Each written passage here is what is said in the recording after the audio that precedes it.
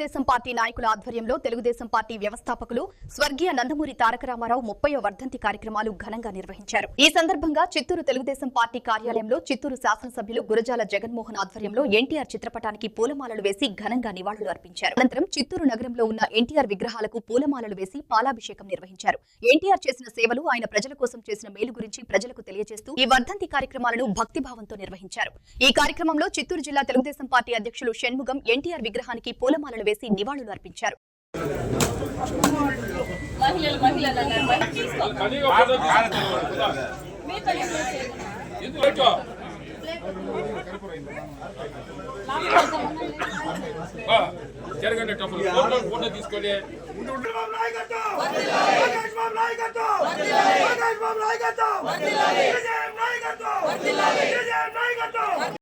మిగతా వాళ్ళు పెద్దోళ్ళ కాదు, పేద కూడా బ్రతకాలని ఆనాడు 2 రూపాయల బియ్యాన్ని ప్రవేశపెట్టారు. అదే విధంగా దానికి ముందు కరెంట్ ఛార్జీలు కూడా ఒక విధమైన మీటర్లు బిగించి రైతుల్ని వెన్ను విరిచిన వ్యక్తులు కాంగ్రెస్ వ్యక్తులు. అలాంటి పరిస్థితుల్లో ఒక స్లాబ్ రేట్ తీసుకొచ్చిన వ్యక్తి మన రామారావు గారు. మిగతా ఇంకొకటి ఏమంటే హౌసింగ్ స్కీమ్ ని ఆ రోజు దేశంలో ఎక్కడ లేదు. ఆ రోజు హౌసింగ్ స్కీమ్ ని మొట్టమొదటిగా ఒక ఇంటికి 12,000 రూపాయలు ప్రతి ఇంటికి.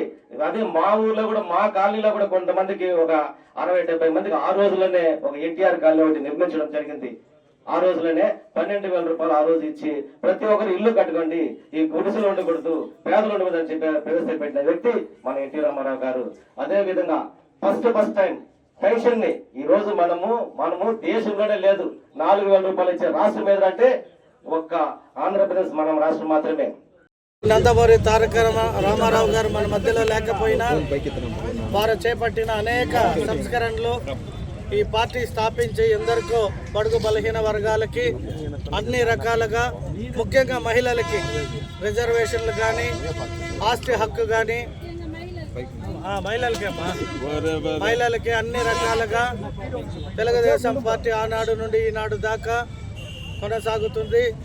అలాగే మా ముఖ్యమంత్రి శ్రీ నారా చంద్రబాబు నాయుడు గారు అమరావతిలో నీరుకొండ దగ్గర 1750 కోట్లతో ఎన్టీ రామారావు గారి స్టాచ్యూ మరియు ఆయన జ్ఞాపకార్థాలని ఒక అద్భుతమైన కట్టడంగా నిర్మించడానికి ఈరోజు శంకుస్థాపన చేస్తున్నారు. ఆల్రెడీ చేశారు అనౌన్స్ కూడా. కాబట్టి ఈ చరిత్ర ఎప్పటికీ తెలుగుదేశం పార్టీ ఉన్నంత వరకు ఈ ఆంధ్ర రాష్ట్రంలో మహిళలకు ఎటువంటి ఆపద రాకుండా ఉండే విధంగా ఎన్నో సంస్కరణలు చేశారు. కాబట్టి వారందరూ ఆయనని ఈరోజు తలుచుకుంటూ, వారు లేకపోయినా వారు ఉన్నట్టే మా మధ్యలో. నందమూరి తారక రామారావు గారు చిత్రాలు కావచ్చు, వారు చేపట్టిన అనేక సంస్కరణలు ఈరోజు మన తెలుగు రాష్ట్రాల్లో ఇంప్లిమెంటేషన్ జరుగుతుంది. ముఖ్యంగా పక్క రాష్ట్రంలో ముఖ్యమంత్రి శ్రీ రేవంత్ రెడ్డి గారు కూడా మొన్న బై ఎలక్షన్లో చెప్పారు, అక్కడ ఎన్టీఆర్ స్టాచ్యూ పెట్టిస్తానని. అలాగే ఈ రాష్ట్రం ఆ రాష్ట్రం కాదు, ప్రపంచవ్యాప్తంగా నందమూరి తారక రామారావు గారు అంటే తెలుగు ప్రజలు ఒక ఆరాధ దైవము. అటువంటి పార్టీలో మేము ఎమ్మెల్యేగా మాకు అవకాశం కల్పించినందుకు శ్రీ నారా చంద్రబాబు నాయుడు గారు, నారా లోకేష్ గారికి కూడా ఎప్పటికీ రుణపడి ఉంటామని తెలియజేస్తున్నాం. ఎస్సీ ఎస్టీ మైనార్టీకి మన ఎన్టీ రామారావు గారు గుర్తించి ప్రతిదానికి మైనార్టీలు వెనుకబడి ఉన్నారు కాబట్టి వాళ్ళకి రిజర్వేషన్గా ఎప్పుడు లేని విధంగా ఇప్పుడు చూడండి ఒక 2% ఇస్తూ ఉన్నారు. అదే మరి మన నగరంలో కూడా మేయర్ మన కార్పొరేషన్లో మైనార్టీలకు 2 ఇస్తారు. వాళ్ళు ఎందుకంటే వాళ్ళు చదువు లేదు, వాళ్ళు ఏమీ లేదు కాబట్టి వాళ్ళకి ఏమీ లేకుండా మైనార్టీలకి వచ్చి 50 డివిజన్లో వచ్చి ఉంటే కూడా వాళ్ళు లేకపోతే కూడా మైనార్టీ గుర్తించి 2 కోఆప్షన్ నెంబర్ గొప్ప వ్యక్తిని స్మరించుకోవడం మన ఈ రోజు రామారావు వర్ధంతి. ఎందుకంటే మేమంతా చిన్న వయసులో 16-17 సంవత్సరాల రాజకీయంగా వచ్చినాం. అప్పట్లో ఎవరికి బైకులు ఉండేవి కాదు, అందరూ సైకిల్లోనే. నేను చెప్పేది 82లో కదా. మేము పార్టీలో తిరుపతి నుంచి ఎన్టీఆర్ రాజు, కాలర్స్ నుంచి పిఆర్ మోహన్, చిత్తూరు వేపంజరి. నేను అప్పుడు మా ఊరు నరసింహనారాయణ వేపంజరి కాన్స్టిట్యూన్సీ, వేపంజరి నేను ఇట్లా కొందరు పోయి ఓల్డ్ ఎమ్మెల్యే కోర్సులో దొరబాబు మాకు పరిచయం లేదు, న్యూ ఎమ్మెల్యే కోర్సులో తెలుగుదేశం పార్టీలో చేరడం జరిగింది. ఎందుకంటే చిన్న దాని ముందు కూడా మేము రామారావు అభిమాని, నేను షూటింగ్లో రామారావు ఇంటర్మీడియట్ చదివేటప్పుడు, 10th క్లాస్ చదివేటప్పుడు కూడా. కాబట్టి అటువంటి వ్యక్తి మళ్ళా కూడా సినిమాల్లో, ఎందుకంటే మేము తెలుగుదేశం పార్టీలోనే పుట్టినాం. బతికిన రోజు తెలుగుదేశం పార్టీలో ఉంటాం, తెలుగుదేశం పార్టీ ద్వారా చనిపోతాం అనేది కూడా ఈ సందర్భంగా తెలియజేస్తూ, ఎందుకంటే అభిమానులు అంటే ఎంత పవర్ అంటే అంత పవర్. రామారావుకు అందరు హీరోలకు 40% ఉండేవాళ్ళు ఆ కాలంలో, 40%. ఒక్క రామారావుకు 60% ఉండేవాళ్ళు.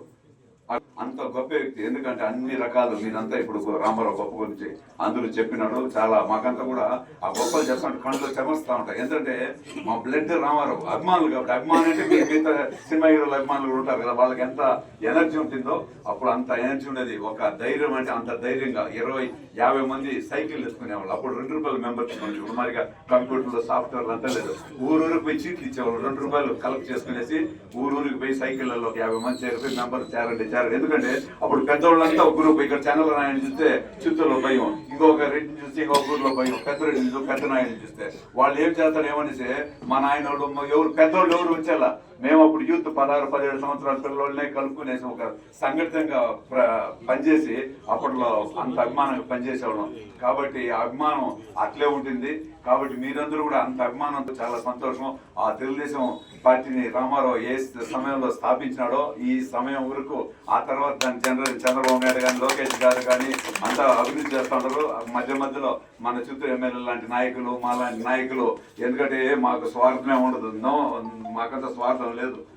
చేసిన ప్రతి ఒక్కరికి మనస్ఫూర్తిగా నమస్కారాలు తెలియజేసుకుంటూ, కొంచెం బాధాకరమే. ఎందుకంటే ఎన్టీ రామారావు చనిపోయినాడు అంటే బాధ, కానీ ఆయన చనిపోలే. మనందరి మధ్యలో ఈ పార్టీని స్థాపించి మనందరికి అవకాశం కల్పించి ఈరోజు తెలుగువాడి ఖ్యాతిని ప్రపంచవ్యాప్తంగా నిలబెట్టేటువంటి నాయకుడిని ఇంటి అల్లుడిని చేసుకుని నారా చంద్రబాబు నాయుడు గారిని మనకి ఇచ్చిపోయాడు.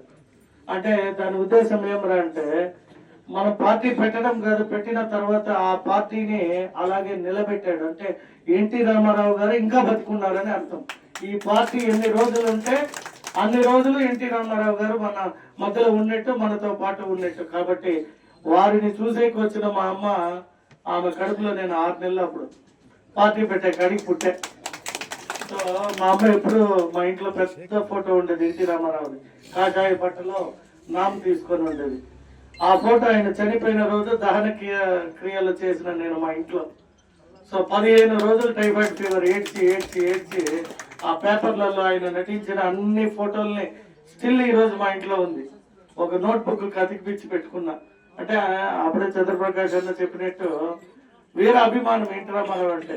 కృష్ణుడిగా ఆయనే, రాముడిగా ఆయనే, ఏడుకొండలవాడిగా ఆయనే, శివుడిగా ఆయనే, ఆఖరికి మన సురేంద్ర అన్న చెప్పినట్టు రావణుడి వేషం వేసినా కూడా మన ఎన్టీ రామారావు ఇంత అందంగా ఇట్లా ఉండుంటారా అనే విధంగా మనందరినీ ఎన్నో ఏళ్ళు సినీ రంగంలో సేవలు అందించిన ఎన్టీ రామారావు తర్వాత ప్రజలకు ఏదో ఒకటి చేయాలి, ఇంతగా అభిమానించే నా ప్రజలకి నేను ఏం చేయాలని కూడు, గుడ్డ, ఇల్లు, ఈ మూడింటి సింబల్ అంటే రైతులు బాగుండాలని నాగలి, అలాగే ఇల్లు ఉండాలని చెప్పి ఇంటి బొమ్మ, ఇవన్నీ తయారు చేసి పసుపు రంగులో, అంటే పసుపు అనేది శుభ సూచకం.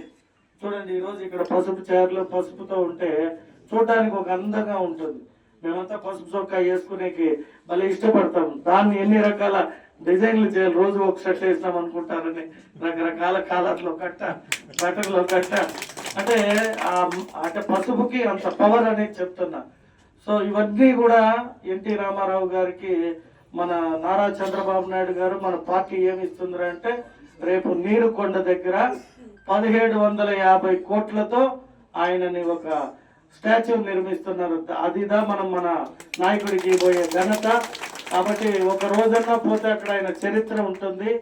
మంచిగా డిజైన్ చేశారు. ఎక్కడ మన గుజరాత్లో పటేల్ స్టాచ్యూ ఎట్లో, అలాగే విజయవాడలో అంబేద్కర్ స్టాచ్యూ ఎట్లో, అట్లా మనందరికీ ఆరాధ దైవమైన ఎన్టీ రామారావు నటించిన సినిమాలు కానీ అక్కడే ఒక థియేటర్ ఉంటుంది. మనము కావాలనుకున్న మూవీని టికెట్ల రూపంలో తీసుకుంటే 25 మందికి ఒక స్క్రీన్ ఉండే విధంగా కూడా ఏర్పాటు చేస్తున్నారు. కాబట్టి మీ అందరి తరఫున మన యువ నాయకుడు ముఖ్యమంత్రి గారికి ప్రత్యేక ధన్యవాదాలు ఆ స్టాచ్యూని నిర్మిస్తున్నందుకు. అలాగే అందరూ చెప్పారు ఎన్టీ రామారావు గురించి గొప్పలు, కాబట్టి నేనేం చెప్పాల్సిన అవసరం లేదు. మనమందరూ కూడా ఒక సైనికుడిలాగా ఆయన పెట్టిన పార్టీలో నడిపిస్తున్న నారా చంద్రబాబు నాయుడు వెనక ఆయన మనవడైన నారా లోకేష్ గారు యువ నాయకుడు. ఆయన చూడండి, నారా లోకేష్ గారు పుట్టేటప్పటికి తాతగారు ముఖ్యమంత్రి, ఆయనకి ఊహ వచ్చేటప్పటికి తండ్రి ముఖ్యమంత్రి, ఆయనకే ఊహ వచ్చేటప్పటికి ముఖ్యమంత్రి స్థాయికి వచ్చాడంటే ఆ కుటుంబంలో ఎక్కడ కూడా అహంకారం కానీ లేదా అధికార దర్పం కానీ ఏం లేదు. ఎంతో సింపుల్ గా పోయిన ప్రతి ఒక్కరిని అన్న ఎలా ఉండవు, బాగున్నావా, కొడుకు ఎట్టున్నాడు, తల్లిదండ్రులు ఎట్టుండారని ఎంతో ఆప్యాయంగా పలకరిస్తాడు.